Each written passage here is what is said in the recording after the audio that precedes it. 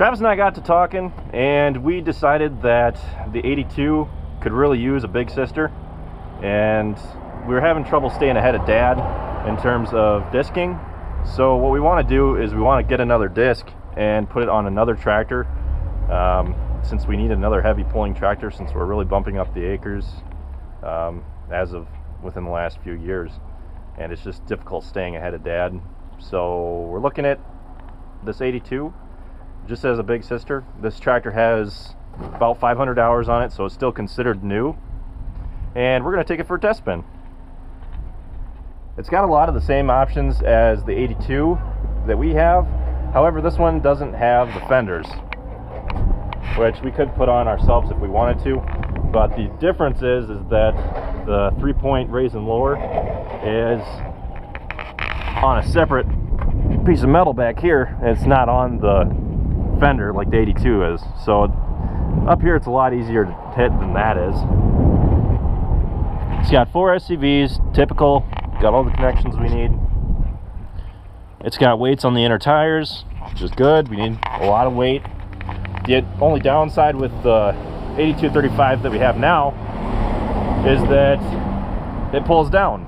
A lot of people say that the disc that we have is, the disc is too small for that tractor. No, it's not. In reality, the 8235 that we have is only 235 horse. So having an 8260 would give us a little bit bigger boost in horsepower, so we could run a 30-foot disc long term. So yeah, an option that this tractor has that the 8235R that we have doesn't is the mirrors. This tractor has heated mirrors, and these mirrors extend, as well as you can move them around from inside the cab. So I'm gonna hop up in here. Oh, these are actually a little bit wider too, but let's hop up in the cab. Everything looks real similar here. I was already up in here looking at the hours, and I have a key for it. It smells kind of funky. So first things first, looking up in the cab, this tractor has a left-hand reverser on it over here, which would be really nice because that way you could back up the tractor with just the flick of a wrist, really. And this tractor has Infinity Variable Transmission, IVT. A lot of you know what this is. Some of you may not. And what it basically is that you can drive across a whole range of speeds, of transmission speeds, compared to as a select few on power shift. So let's say, I'm not totally sure what the range is, but I think it's like 0.2. Let's say you want to be driving 10 miles an hour. So you can set the transmission to run 10 miles an hour at full engine speed, but then you decide you want to run it 10.5. You could change it to, with this little knob here, you could change it to, so you could be driving it at full engine speed at 10.5 compared to 10. So that would be really nice for like hauling grain and other things like that. But in terms of horsepower, they say that power shift is just a little bit more reliable because it has more of a positive history with it. There have been a few horror stories about IVT transmissions going out, but if we got this tractor, it might be used for hauling grain. We probably would get a larger grain cart to go with it too. So yeah, let's get to rolling with this baby and see what she does. But here are the controls for the rear view mirrors. We got heat, we got the extend and detract. You can see I'm retracting it, and you can pivot the angle, which is super nice because it's always a pain trying to get out there and pivot that one around.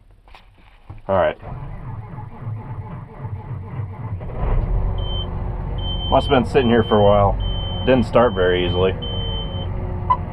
Yeah. Over there we got an 8260R.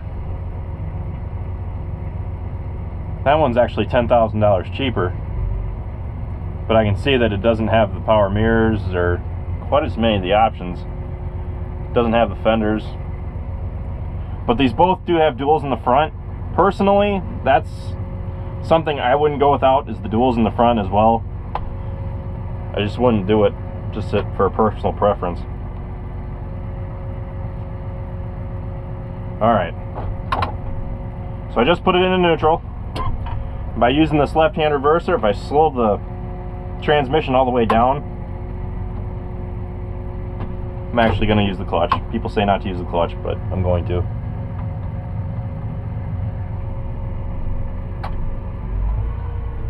So there we go.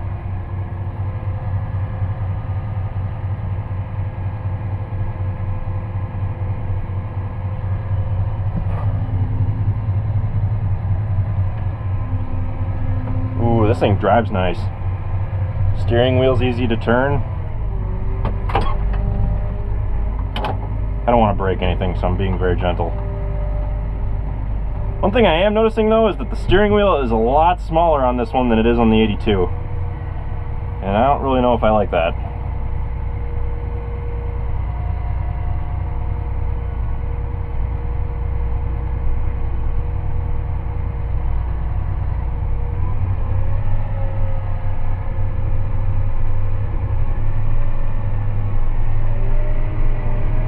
Oh yeah.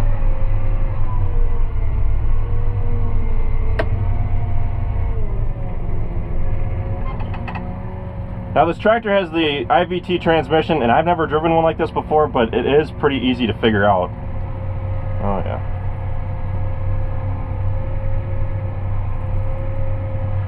With this thumb knob, I can control the maximum speed up here.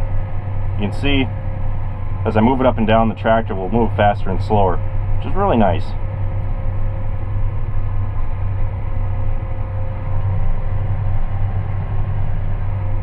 I'm going to guess that it has the HIDs on it too. Should really be handy for when we work after dark.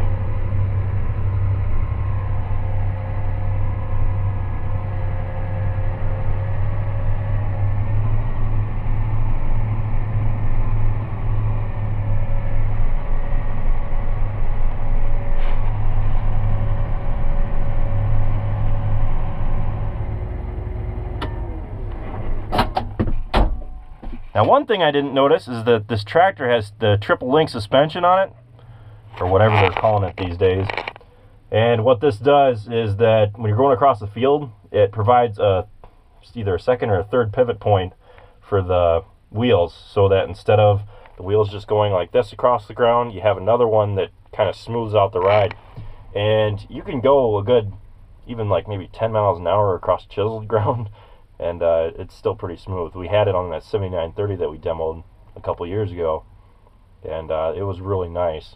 I mean, you couldn't hardly feel a bump in the field, and it really made the fatigue on you at the end of the day a lot less stressful on you, you could say.